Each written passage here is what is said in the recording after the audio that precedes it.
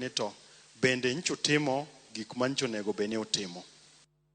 Waterinya kaunti ya Migori nyakor mgajuang kama moko kuom jotendo ODM sub county masuna Suna West okojo siasa ma oyiere kaunti ya Migori mondo mi otim tije mano oyiergi mondo mi gitim tijego ma gidonje wechego mag siasa ma oiwu. Kautela ngikodi jagoro mar ODM kaunti ma Migori Joseph Olala wacho ni moko kuom jo siasa mano oyiere kaunti ma Migori koro chako weche dondruok kod jowetegi kar mondo giti tije mano mi oyiergi. Giseo jawad bura ma Suna West Peter Masara kuom bedo ni oseo tij gavana Migori Ochilo Ayako. Masara mabende wuoyo e gwenge mag Ruba wacho ni en osetemo chopo ir Ochilo mondo mi onyise kuonde ma ok otim makare. Kata kamano okang' mare pok onyago lemo.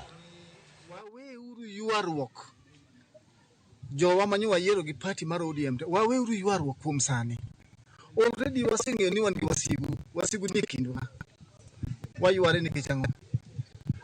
Ere kaka dangi wachnwa ni Ochilo Ayako ni tich otamo ni kodi ni mnyalo tiyo to un wabunge auchiel mano yiere gi party mar ODM Migori County. Ine kende ni wach gima chal kamano. What of the remaining 5? Ogi kama gisewuoye. A statement ma Suna West owacho magiweto very clear. Ni constitutionally ngama oversight the governor and Senate and the county assembly. Ye mondo the oversight no Ruto mondo ngima dhano mo di maloni odok piny. Him thinking that he has made it in Suna West now that he think he can manage the county politics. He is daydreaming. We are waiting for him. En teach the national. Odio penji Ruto kako nyalo oro ni pesa mutiyo go Suna West. Masara ok yalo pesa muchilo tiyogo.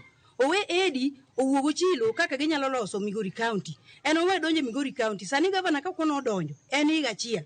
Kata en mano chako donje Suna West higa chiel pok notiyo.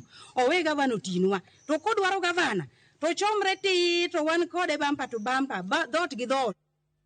Daka prayo kwa radio nyakora mgajuanga asma bang sadek marotieno chendo eno Oimore.